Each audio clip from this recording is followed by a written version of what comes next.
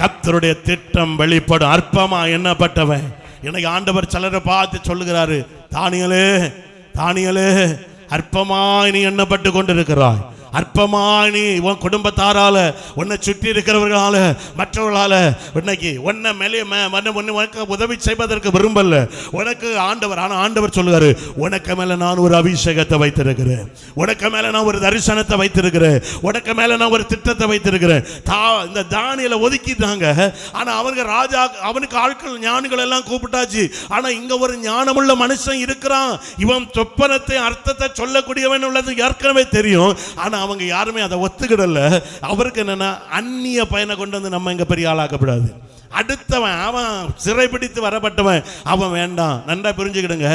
எந்த இடத்துல அற்பமா எண்ணப்பட்டானோ அந்த இடத்துல ராஜாவுடைய முகமெல்லாம் வேறுபட்டு அவன் வெட்க அனுபவிச்ச நிலைமையோட அந்த மனுஷன் மிகவும் கலங்கி போய் 9வது வசனத்தை படிங்க. அந்த சூழ்நிலை இவர்களால் அந்த அர்த்தத்தை கண்டுபிடிக்க முடியல. அடுத்து என்ன நடக்குது பாருங்க, 9வது வசனம். அப்பொழுது ராஜாவாகிய மிகவும் கலங்கினான், அவனுடைய முகம் வேறுபட்டது.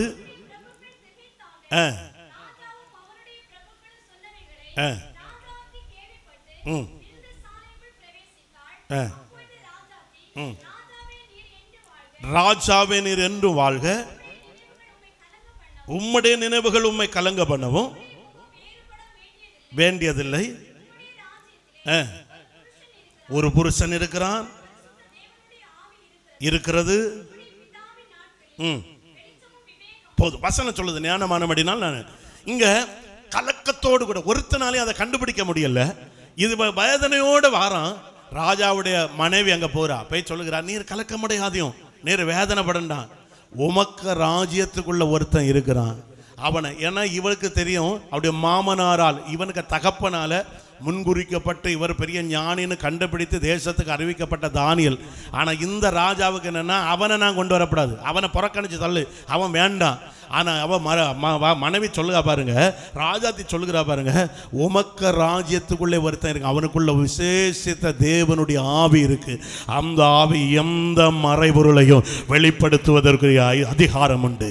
உடனே வசனம் சொல்லுது, எந்த இடத்துல ராஜா சொல்லுங்க அத்தனை பேரையும் கொண்டு போடுவேன் அப்படின்னு ஒரு எண்ணத்துக்குள்ள அவர் இருக்காரு, கலக்கத்துக்குள்ள இருக்காரு. எந்த இடத்துல தள்ளப்பட்டார், உடனே ராஜா சொல்லுகிறாரு, அவனை அழைத்து கொண்டு வாருங்கள். அவனை அழைத்து, இப்ப கல்தேர் வேண்டாம், ஞானிகள் வேண்டாம், குறி சொல்லுகிறவன் வேண்டாம். ஆனா இந்த இடத்துல யாரு தள்ளப்பட்டார்களோ அவனை அழைத்து, இன்றைக்கு நான் கர்த்தருடைய நாமத்தினால சொல்லுகிறேன், தேவ ஜனமே, எந்த இடத்துல நீ புறக்கணிக்கப்பட்டாயோ, எந்த இடத்துல தேவன் உன்னை கொண்டு நிறுத்துகிற நேரம் ஒரு மனுஷனும் உனக்கு எதிராக நிற்க முடியாது. தேவன் ஒன்ன கொண்டு இவனை கொண்டு வந்து விடுகிறாங்க. வசனத்தை வீட்டில் போய் நேரமாச்சு, அதனால வீட்டில் போய் படிங்க. அவனை கொண்டு வந்து விடுகிறாங்க, ராஜாவுக்கு முன்பாக கொண்டு வந்து விடுகிறாங்க. அப்படின்னா வந்துடப்பா, ராஜா கலங்கி, நீ இல்லைன்னா ராஜா செத்து போயிடுவான், நீ இல்லைன்னா ராஜாக்கு வாழ்க்கை. நான் இயேசுவின் நாமத்தால சொல்லுகிறேன், உன்னை அற்பமா எண்ணுக இடத்துல நீ இல்லைன்னா ஒரு காரியம் நடக்காது. உனக்கு மேல கர்த்தர் அந்த அபிஷேகத்தை வைத்திருக்கிறார். உன்னை அற்பமா எண்ணப்படுகிற இடத்துல உன்னை தேடி வருவாங்க. கர்த்தர் உன்னை கொண்டு தான் பெரிய காரியத்தை நிறைவேற்றுவார். அவர் உனக்கு மேல வச்ச தரிசனம், உனக்கு மேல வைத்த திட்டம், ராஜாவை கொண்டு வந்து விடுகிறாங்க. ராஜாவுக்கு முன்ன கொண்டு அவர் சொல்லுவாரு, இது இன்னது, இது இன்ன காரியம். அந்த இடத்துல அவர் வெளிப்படுத்தினார். ராஜாவின் ஸ்தானத்தில் 3வது இடத்துல தானியேல் மீண்டும் உயர்த்தி வைக்கப்பட்டான். இன்றைக்கு ஆண்டவருடைய நாமத்தினாலே தானியேல் அற்பமா எண்ணப்பட்டான். ஆனா கர்த்தர் அவனை, ஆண்டவருக்கு என்ன தெரியுமா, இந்த கல்தையரோடு, இந்த குறி சொல்லுகிற ஜனங்களோடு, இந்த பயலுக்கு கூட நீ வந்து எனக்கு விசேஷத்தை ஆவிய பெற்ற நீ கையை கட்டி நிற்காத, உன்னை நான் தனியா ராஜ மரியாதையோட உனக்கு கொண்டு வைத்த தரிசனத்தை நான் நிறைவேற்றுவேன். தனிமையாக்கப்பட்டிருக்கிறேன், எல்லாம் ஒன்று சார்ந்தனுக்கு, எல்லாம் பிடினுக்கு. இந்த வசனம் போன வாரம் திருப்பி இந்த வசனத்தை நான் தியானிக்க, இதுவரை நான் அறியாத சில சத்தியம் ஆண்டவர் இன்னைக்கு நம்ம நினைக்கிறோம். எல்லாம் ஒன்று சார்ந்துக்கிட்ட ஆண்டவரை, எல்லாரும் ஒன்றா நிற்கானோ ஆண்டவரை.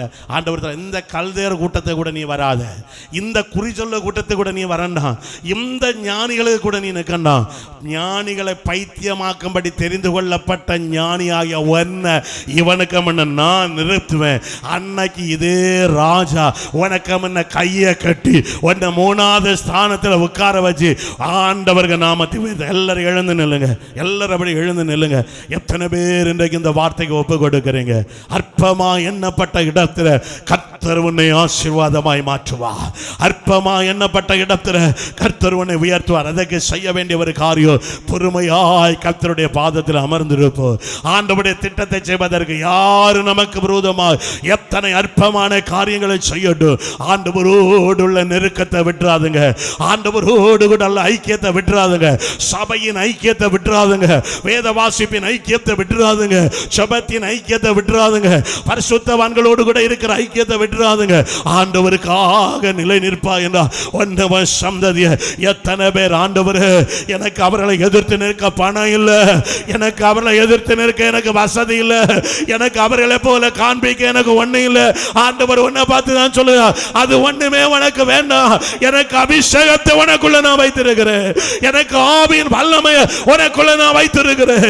இந்த கல்தே கூட்டத்தின் நடுவில் நீ வரக்கூடாது. ஏன் ஆண்டவர் என்னை இப்படி புறக்கணிச்சாங்க, ஏன் ஆண்டவர் என்னை இப்படி தள்ளிட்டாங்க? ஆண்டவர் சொல்ல, இது என்னுடைய திட்டம். இந்த ஞானிகளோடு நீ நிற்க கூடாது, இந்த கல்தேர் கூட்டத்தோடு நீ நிற்க கூடாது, இந்த மனுஷனோடு நீ நிற்க கூடாது.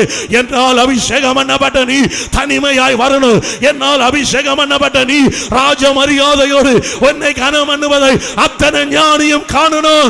இவர்களோடு கூட வந்தவன் என்று வரக்கூடாது, அத்தனை பேரும் பார்க்கணும். இவன் தேவனால் விசேஷித்த அபிஷேகத்தை பெற்றவன், இவன் தேவனால் விசேஷித்த வல்லமை பெற்றவன்.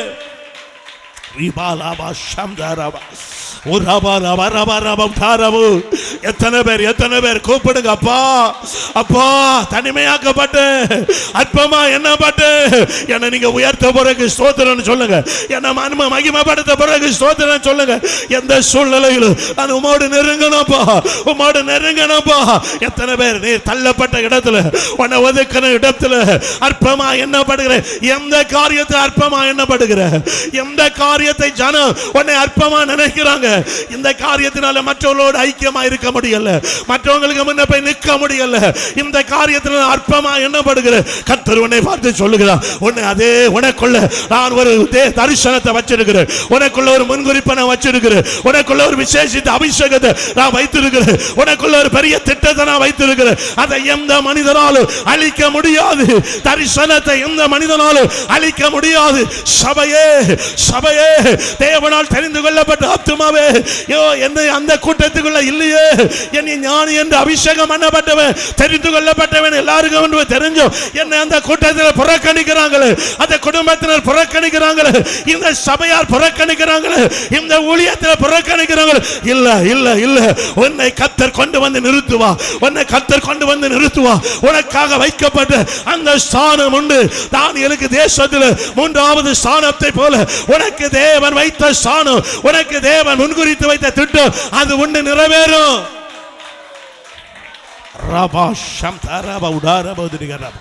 வார்த்தைகளுக்காய் ஸ்தோத்திரம், வாக்குத்தத்தங்களுக்காய் ஸ்தோத்திரம், அற்புதங்களுக்காய் ஸ்தோத்திரம். உடைய கரத்தில் ஒப்பு கொடுக்கிறோம், உடைய கரத்தில் ஒப்பு கொடுக்கிறோம். இயேசுவின் நாமத்தினால் ஸ்தோத்திரம். அப்படியே ஒரு நிமிடம், அப்படியே ஒரு நிமிடம். எத்தனை பேர் எனக்கு இந்த நிலைமையோடு இந்த வார்த்தை கேட்டுட்டு இருக்கிறீங்க? அப்படியே ஆண்டவரை நோக்கி பாருங்க. தகப்பனே, இப்பொழுது உம்முடைய பிள்ளைகளுக்காக ஜெபிக்கிறேன், இப்பொழுது உம்முடைய பிள்ளைகளுக்காக ஜெபிக்கிறேன். உம்முடைய வார்த்தை, உம்முடைய வசனம் இது ஜனங்களின் நடுவில் கிரியை செய்வதாக, இது எங்கள் நடுவில் கிரியை செய்வதாக. மற்றவர்களை போல காசோ பணமோ செல்வாக்கோ கல்வி ஞானமோ அறிவோ அந்தஸ்தோ குறைவற்றவர்களாக இருக்கலாம்.